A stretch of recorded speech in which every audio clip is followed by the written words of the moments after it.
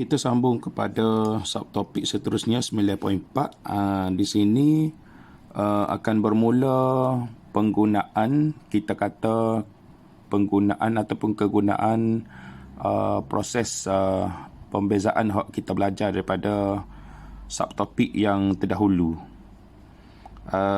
Jadi kegunaan yang pertama di bawah tajuk pembezaan ni ialah kita akan tengok bagaimana kaedah pembezaan akan diguna pada situasi mencari kecerunan, persamaan tangen dan persamaan normal kepada suatu lengkung. Okey, yang pertama, notasi ini ialah kecerunan lengkung ialah divide X. Maksudnya, kalau kita ada satu lengkung, kita nak cari kecerunan lengkung tu, maknanya kita cari divide X. Bila kita cari divide X, automatik kita akan dapat kecerunan lengkung. Yang kedua, kecerunan tangen pada titik, satu titik ialah pada lengkung ialah divide X. Maksudnya, kecerunan bagi satu garis tangen yang kita panggil sebagai kecerunan tangen. Cikgu ulang sekali lagi dah. Kecerunan tangen ni ialah kecerunan satu garis lurus yang menyentuh lengkung pada satu titik X1, Y1. Jadi kecerunan tangen tu, kecerunan garis tangen itu adalah dipanggil juga sebagai ia juga nilai dy dx. Cikgu lukis sikit secara asas lagu mana garis tangen lebih kayak gini lah. Kalau kita ada satu lengkung, tangen ni ialah satu garis yang menyentuh, satu garis lurus yang menyentuh lengkung pada satu titik. Titik ni ialah X1, Y1.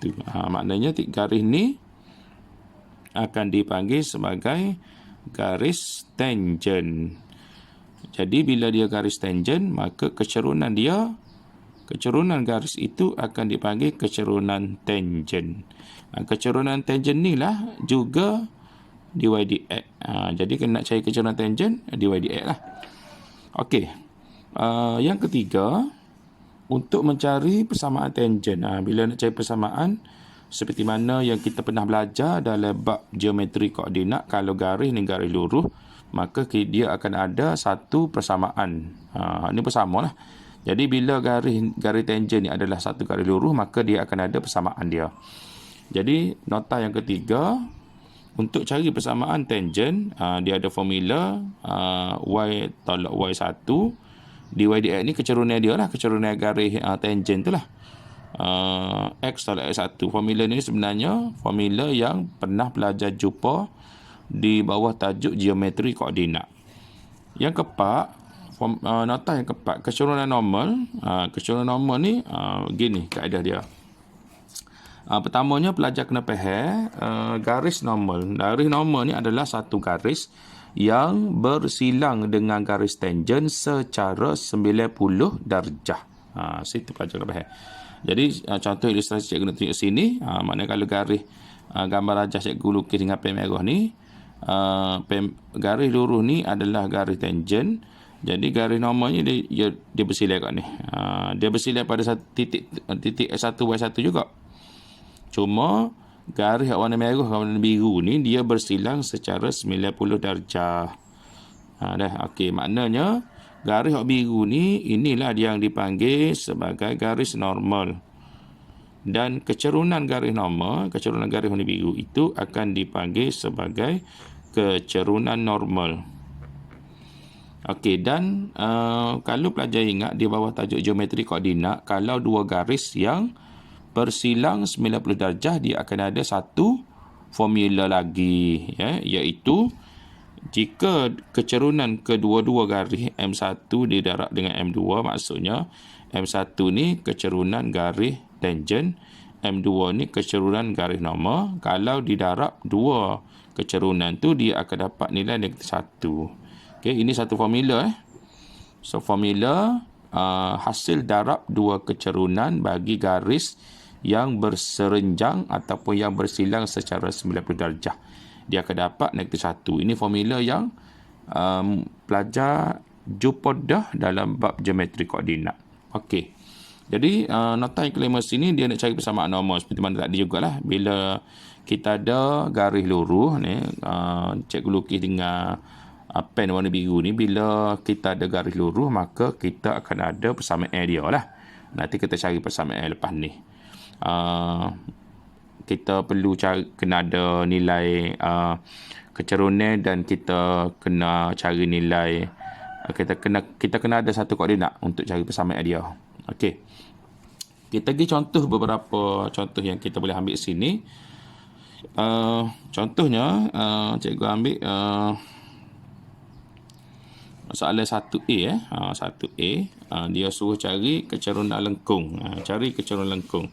Bila dia suruh cari kecerunan lengkung, itu maksudnya dia suruh cari kecerunan lengkung ni, maksudnya dia suruh cari dy per dx. Belajar kena faham situlah. Jadi kita ada persamaan y sama dengan 2x kuasa 2 tolak 5x tambah 9. Lepas tu kita cari dy dx.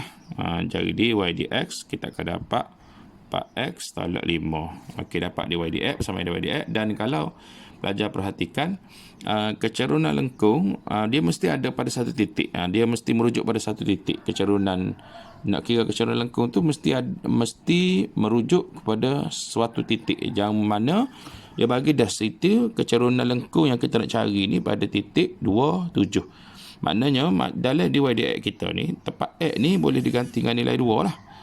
Disebabkan kecerunan tu dicari pada titik 27 pada lengkung tu. Jadi kita guna nilai 2 koordinat x nilai 2 ni, kita ganti dalam ni, maka kita dapat nilai dy dx dia akan jadi 4, 2 tolak 5, maka kita akan dapat 8 tolak 5. So akhirnya kita akan dapat dy dx ialah negatif 3. Dapat 3. Ini kecerunan lengkung ni. Ini sebenarnya yang kita cari sekarang ini. Ini adalah kecerunan lengkung. Okey, kita pergi pada contoh soalan lain.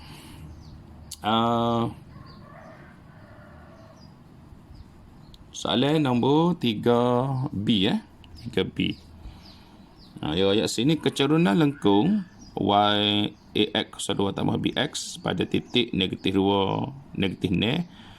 Ni titik pada lengkung lah ni. Negatif 2 negatif 0 ni adalah titik pada lengkung. Jadi ni persamaan lengkung. Y sama dengan ax kuasa 2 tambah b per x ni, ini adalah persamaan kepada lengkung.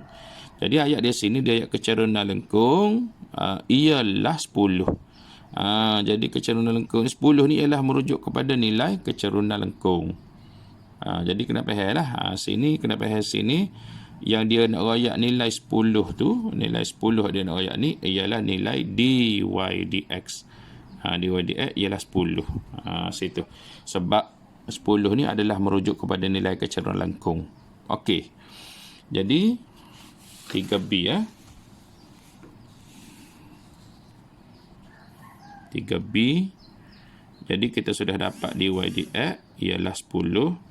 Dan kalau pelajar perhatikan, dalam soalan tadi kita ada persamaan kepada lengkung ni.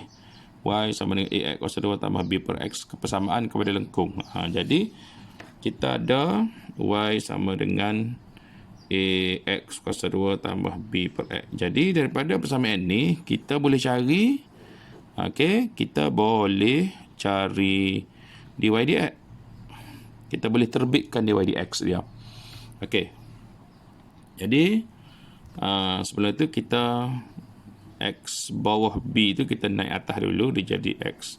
Jadi x kuasa negatif 1. So kalau kita cari dy dx, so kita dapat dy per dx sama dengan 2ax tolak bx kuasa negatif 2. Okey, jadi kita buat lagi, kita proses lagi, saya dapat 2ax tolak b per x kuasa 2. Ini adalah dy per dx. Sama-sama dy dx ni .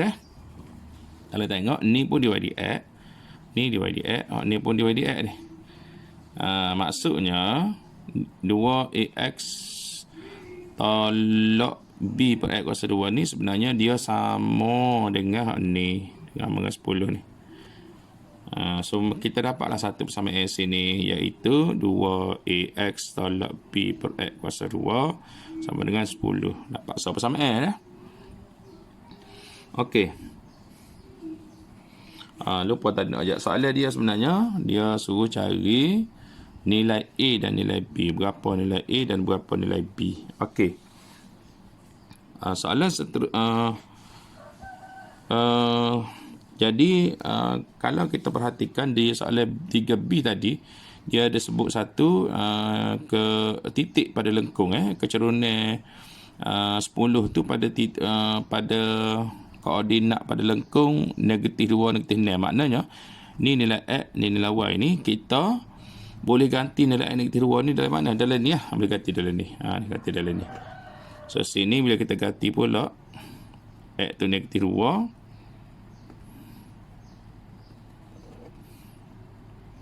so kita boleh proses itu, kita dapat negatif 4A negatif 4A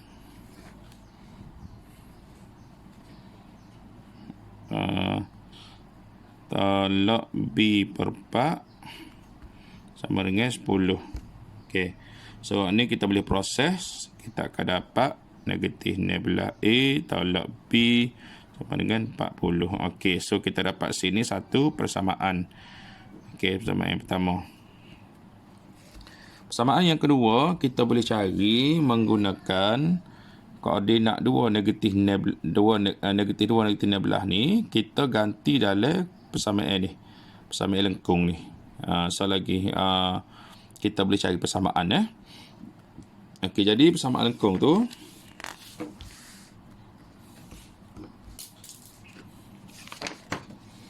okey.